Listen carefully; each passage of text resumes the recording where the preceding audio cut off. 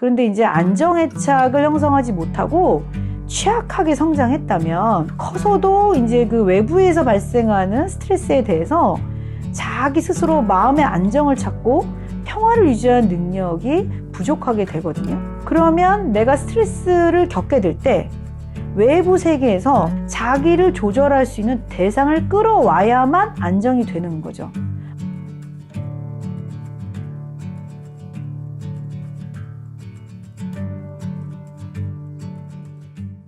안녕하십니까. 상담심리 전문가 앤디쌤입니다. 오늘은 무엇이 궁금해서 찾아오셨을까요? 요즘에 도파민 중독이라는 말까지 있는데요. 재미없고 지루해하는 사람들이 많은 것 같아요. 원래 인생이 그런 건가요? 그러니까 인생이 계속 즐겁고 그렇게 동기가 뿜뿜하기가 어렵죠. 그런 문제를 우리가 해결하려고 계속 뭔가 신선한 자극들을 찾게 되죠. 이것이 중독 현상인 건데요. 중독과 애착을 전공하고 공부하고 있는 제가 오늘은 좀 전문가로서 이야기를 해보겠습니다. 중독은 그 뇌의 신경전달 물질인 그 도파민의 문제가 생기면서 이제 뇌가 파괴되는 건데요. 벌써 지금 영상 안 보려고 할 거야. 이제 나하고는 먼 이야기다. 좀만 더 봐보세요. 다 우리가 해당이 돼요. 우리가 이제 외로울 때, 심심할 때 뭔가 하는 자기 행동이 거의 중독 행동일 거예요. 심지어 뭐 일 중독, 운동 중독 같은 긍정적인 행동이라고 해도 내가 멈추고 싶어도 조절이 안 되고 밥도 안 먹고 잠도 안 자고 오로지 그 행동에만 몰두해 있으면은 나 자신이나 타인을 해롭게 할 수 있는 지경이 되면은 이게 중독 행동인 겁니다. 저는 사실 지금 언제부턴가 이제 낮에 완전 소진이 됐을 때 이제 완전 피곤한데 밤에 잠을 아예 못 자고 이완이 안 되는 상태가 이제 가끔 있거든요. 그때 이제 밥을 먹어서 이제 배가 부르면은 그 이완이 되는 그 기분이 막 생겨요. 나는 이제 이게 나의 중독 행동 같아. PD님은 어떤 중독 행동이 있으세요? 저는 여타 모든 남자애들이 갖고 있는 것처럼 약간 게임 중독 비슷하게 갖고 있거든요.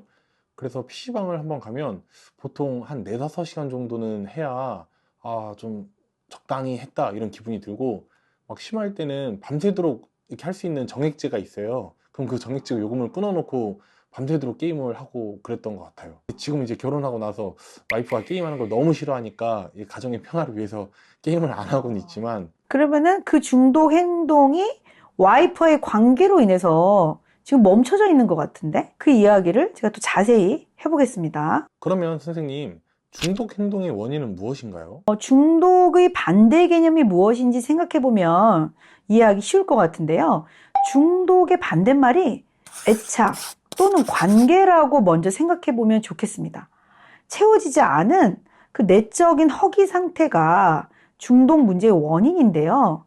그러니까 어려서 애착 형성 시기에 좀 더 안정되게 컸을수록 자신의 내면의 공허함, 허기진 외로움을 조금 경험하지 않았겠죠. 이제 안정되게 컸다는 거는 뭐냐면 세상에 처음 태어난 아기가 하나씩 세상을 알아갈 때 무섭고 두려울 때마다 잘 도닥여주고 안내해준 보호자와의 그 친밀한 관계 속에서 자기 정서를 스스로 잘 조절하고 균형 있는 마음을 유지하는 그런 능력을 갖게 되었다는 의미입니다. 그런데 이제 안정애착을 형성하지 못하고 취약하게 성장했다면 커서도 이제 그 외부에서 발생하는 스트레스에 대해서 자기 스스로 마음의 안정을 찾고 평화를 유지하는 능력이 부족하게 되거든요. 그러면 내가 스트레스를 겪게 될 때 외부 세계에서 자기를 조절할 수 있는 대상을 끌어와야만 안정이 되는 거죠.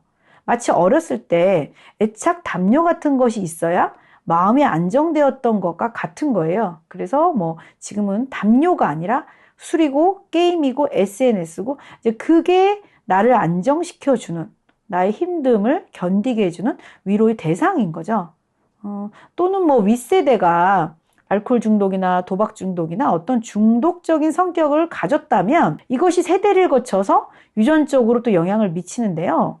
도파미네이션이라는 책에 작가이자 그 중독치료 전문가인 애나 렘키가 하는 말이 있어요.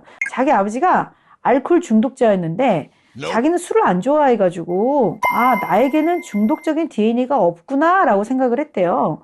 근데 어느 날 로맨스 소설에 빠져가지고 잠도 안 자고 더 자극적인 것을 쫓고 나중에는 완전 외설스러운 내용에 꽂히는 것을 보고 내가 이게 중독이구나, 그런 일이 있었다고 이제 경험을 고백하기도 했는데요. 유전적으로 중독 문제가 이렇게 취약한 또 원인이 되기도 합니다.